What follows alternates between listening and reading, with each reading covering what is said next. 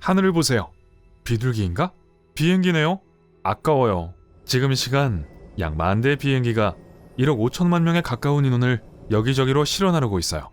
하지만 일단 비행기에 올라 창밖을 내다보면 하늘을 가로질러 가는 비행기는 내가 탄 비행기밖에 없는 것 같아요. 하늘에 아무것도 없는 것처럼 보일지 모르지만 다 눈속임이에요. 비행기는 가고 싶은 곳을 마음대로 날 수 없어요. 특별한 경로를 따라야 하죠. 이 경로는 모든 항공기에 거의 동일하기 때문에 여러분이 비행 중에 여러 대의 다른 비행기가 근처를 지나갈 가능성이 있어요.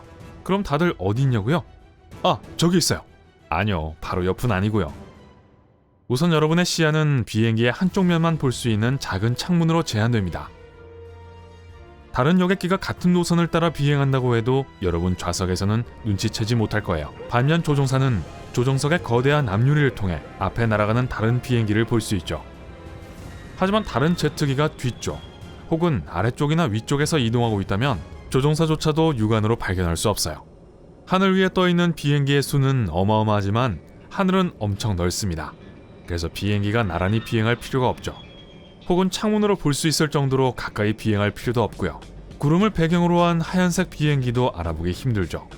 작은 점처럼 보이기 때문에 그렇게 작은 점을 알아차릴 수 있으려면 특별히 훈련된 눈이어야 해요. 옆 사람이 그렇게 훈련받은 사람일 수도 있지만 이런 특별한 승객은 조금 후에 만나도록 하죠. 지금은 대부분의 여행자들이 아무것도 없는 것 같은 하늘을 보는데 시간을 낭비하고 싶지 않을 거예요. 아니면 그러고 싶을까요?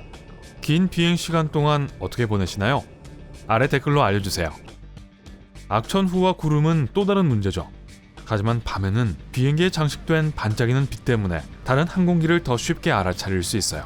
그러니 만약 하늘 위에서 주변의 제트기를 찾으려고 한다면 해가 진 후가 가능성이 더 높아요. 두 대의 비행기가 서로 접근해서 지나가는 경우는 어떨까요? 두 비행기 모두 시속 800km라는 엄청난 속도로 움직이죠. 따라서 다른 항공기를 알아차리려면 매우 정확한 순간에 창문을 내다봐야 한답니다. 눈 깜빡할 사이에 놓칠 거예요.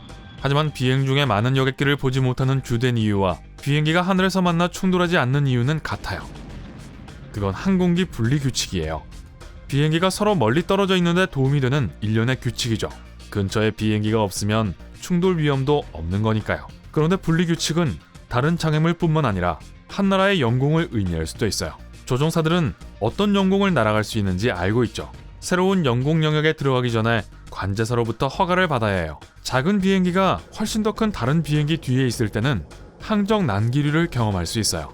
이런 난기류는 대부분 더 큰 항공기의 날개에서 만들어지죠. 분리 규칙 덕분에 충돌의 위험은 최소화되고 소형 비행기는 항적 난기류의 영향을 받지 않습니다. 항공교통 관제사들만이 비행기를 서로 멀리 떨어뜨려 놓을 책임을 지고 있다는 오해가 만연해 있어요. FAA는 모든 조종사가 항적 난기류를 피하고 다른 제트기와 필요한 거리를 유지하는 책임을 맡고 있다고 적시하고 있죠. 비행기의 크기 또한 많은 것을 의미해요. 대형 상업용 여객기는 대부분 특수장비의 도움으로 운항합니다. 이 장비 덕분에 밤이나 구름 안에서와 같이 시계가 낮을 때 등 다양한 기상 조건에서 비행할 수 있어요. 많은 소형 민간 항공기에는 이런 특수 장비가 없기 때문에 조종사는 대부분 날씨가 맑을 때만 비행기를 운항합니다. 항공 관제사들의 말을 듣는 것 외에도 조종사들은 시야에도 의존해야 해요. 즉, 시계가 좋을 때만 비행기가 어디로 가는지 볼 수 있다는 거죠. 항공기 분리는 한 비행기가 다른 비행기 위를 비행할 때인 수직과 두 비행기가 나란히 비행할 때인 수평으로 나누어 볼 수 있어요. 두 대의 항공기가 순항 고도인 9,000m 아래를 비행하고 있다면 그중 하나는 다른 항공기의 수직으로 300m 이하로 다가오지 말아야 해요. 만약 지표면에서의 거리가 순항 고도 이상인 경우 비행기는 600m의 수직 거리를 유지해야 하죠. 조종사는 두 비행기 사이에 충분한 수평 거리가 있는 경우에만 이 규칙을 깨뜨릴 수 있어요.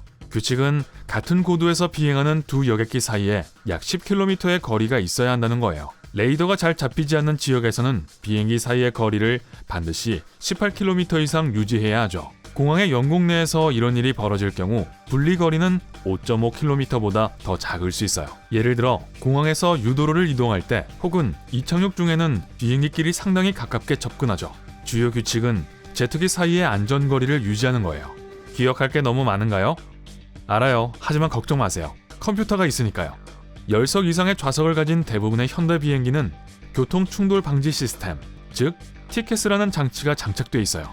티켓스의 주요 임무는 다른 항공기가 같은 고도에서 접근하고 있다면 조종사에게 경고하는 거예요. 이 장비는 다른 비행기가 너무 가까이 다가와 충돌이 일어날 수 있는 시간을 계산하죠.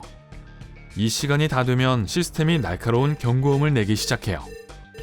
티켓스는 근처에 항공기가 지나가는 것을 지도로 보여줍니다. 일부 시스템은 이를 위해 별도의 모니터를 가지고 있고 다른 화면에 기상 레이더와 같은 지도를 표시해요. 조종사는 지도 화면 아래쪽에 자신의 비행기가 있는 것을 볼 수 있죠. 멀리 떨어져 있어서 위협이 되지 않는 비행기가 있다면 텅 빈 다이아몬드처럼 보일 거예요. 비행기 중 하나가 수평으로 10km 또는 수직으로 365m 이상 접근하면 다이아몬드가 채워지죠. 그보다 더 가까워지면 다이아몬드는 호박색 점으로 바뀌고 자동화된 목소리가 긴급히 비행기라고 말하기 시작합니다. 그러면 조종사는 노란 점이 빨갛게 변하지 않도록 즉각 대응해야 하죠. 비행기가 30석 이상인 경우 고급 티켓스 장치를 장착해야 해요.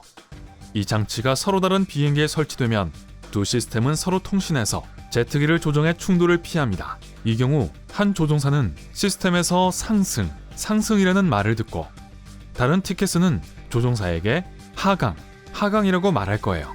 90년대 초반까지 충돌을 막을 수 있는 장비가 있었던 항공기는 거의 없었습니다. 조종사들은 자신의 두 눈과 항공 관제사에게 의존해야 했죠. 티켓스의 초기 버전은 가격이 비쌌고 모든 비행기에 설치되어야 했습니다.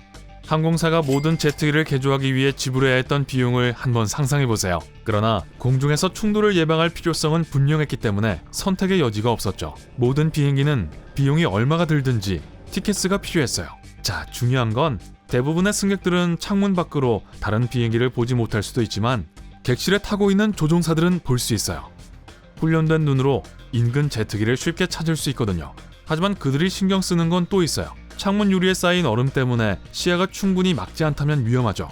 추운 날씨에는 비행기가 비행하기 전에 눈과 얼음을 치웁니다. 그러고 나서 항공기에 비행 중에 얼음이 쌓이는 것을 방지해주는 특수 물질로 코팅해요.